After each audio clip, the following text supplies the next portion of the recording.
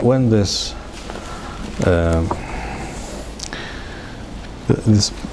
Pasmarif, so-called Pasarif, this Advocate General,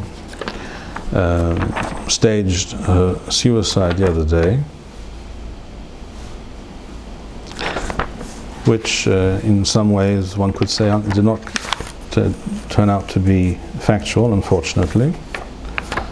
On the other hand, I may retract that statement because it's possible that we will get more information out of her about others as long as she's still breathing, and that's one reason at least to be perhaps even upbeat about the fact that she's still breathing.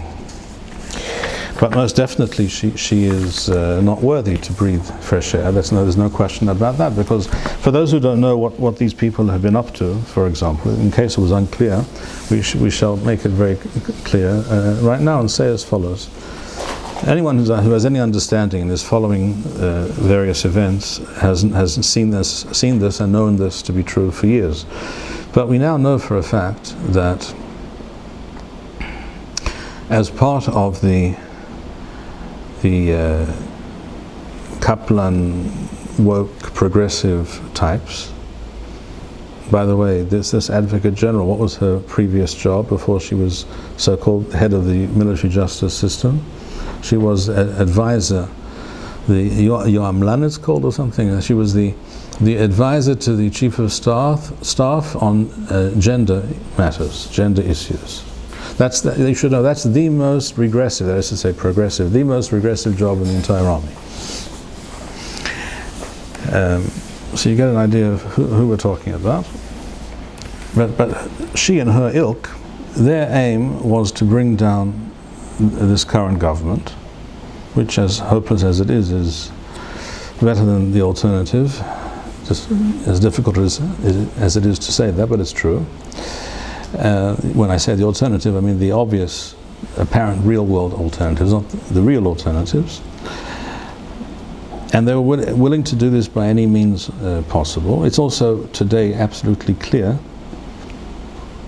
that there was no question, there were many deliberate acts of treason, of begrida, against the Jewish people that led to this war, and from the outbreak of the war, and since that time down to the present day, there is a certain individual who has actually proved this scientifically. I will send out the link to some information about this, and you can hear it for yourself. These people planned and knew of an invasion. They didn't apparently realize how serious it would be, but they were happy for there to be an invasion that they would then contain, but that would be quite serious, in order to bring the government down. And when that didn't work exactly, they tried to stop the war by arresting and interrogating soldiers on trumped-up charges of different types. The classic example being these 5 soldiers, I think, from Koach Mea in the State Teman prison, military prison, where the actual Islamo-Nazis who invaded this country and committed all those unspeakable acts are all housed. Not one of whom has gone on trial, interestingly enough. So they took this criminal act of taking these 5 soldiers, claiming that they sexually abused and raped one of these Islamo-Nazis, which is not true, which this Arab himself said never happened, but was forced by the Shabak to say that it did. We know this also. He was also, this particular Islamo-Nazi was released into Gaza secretly without anyone knowing on the 13th of October, by the way. This became known yesterday. You can ask yourself why, but that's the fact. The purpose of that and similar efforts was to increase international pressure on Israel to bring an end to the war. We also know further, again I'm not going into all the details now, but we know for a fact that the extremely evil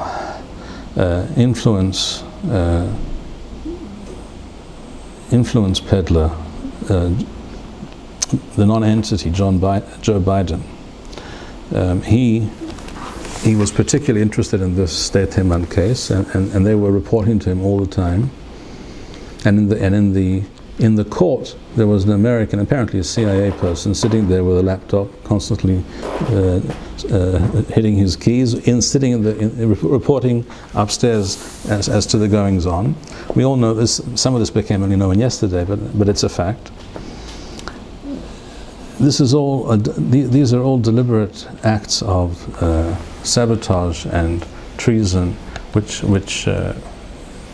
which meant, also due to various other positions that this Advocate General and her minions have taken, and of course the so-called Supreme Court, the result of all this was that we could not fight the war and win, which we haven't, because we were prevented from doing so for multiple reasons, all of which essentially can be placed at the doorstep of this juristocracy, of these Erev Rav, which I want to speak about also in a moment.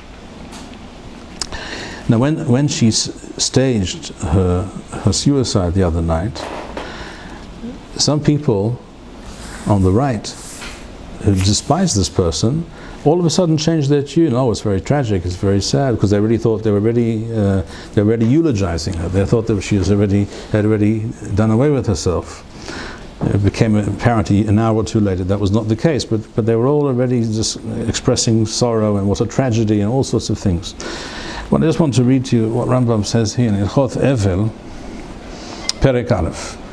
Kol ha-porashim midarkei tzibur, Jews who turn their back on the Jewish people. And what is that? Rambam explains. Wahem ha'anashim sheparaku ol ha-mitzvot mi'al savaran. This refers to people who turn their back on the Torah and say it doesn't apply to me, it doesn't interest me, I don't believe it, whatever it is, without taking into account all the possible reasons why a person might think this right now, because if a person was brought up in that fashion, that might explain why they think so. But Rambam goes on to explain further. In other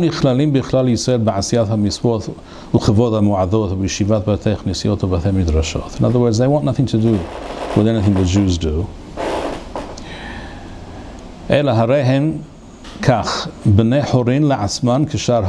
They view themselves as free agents, willing and happy to do whatever they please, like any other human being, and they have no particular affinity for the Jewish people. And we see that this is the kind of people that we're discussing, these legal advisors and judges and all these types. And similarly, haminim wa hamishumodin wa hamasoroth. So this woman that we've been mentioning, she's obviously and Meshumedet, and Musereth, and everything else that you can mention here. Kol elu en mithabelim alehim. When they die, their relatives are not required to mourn for them, as a Jew normally is required to mourn for one of his relatives. In other words, like a parent or a brother, a child. Ela ahehen ushal krovehen, their family, immediate family, and their other relatives. Lovashim levanim, they are to put on festive clothing. Umit atfim levanim, u'ochalim u'shothim, and they are to celebrate.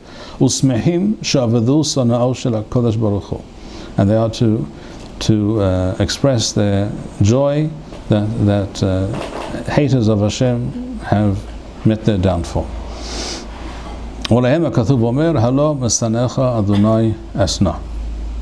That's what Rambam writes here, based on explicit words of Chazal, and no one should be surprised, of course, by that. And people who have a problem with that, or any difficulty with digesting such information, need to look themselves in the mirror and ask themselves, on what do you base your particular set of values and sensitivities? On what? It's not based on the Torah. It's based on thinking in non-Jewish terms. That's what it's all about. Almost all these questions that we're discussing come down to one thing and one thing only. Are you thinking in Torah terms or in anything but Torah terms?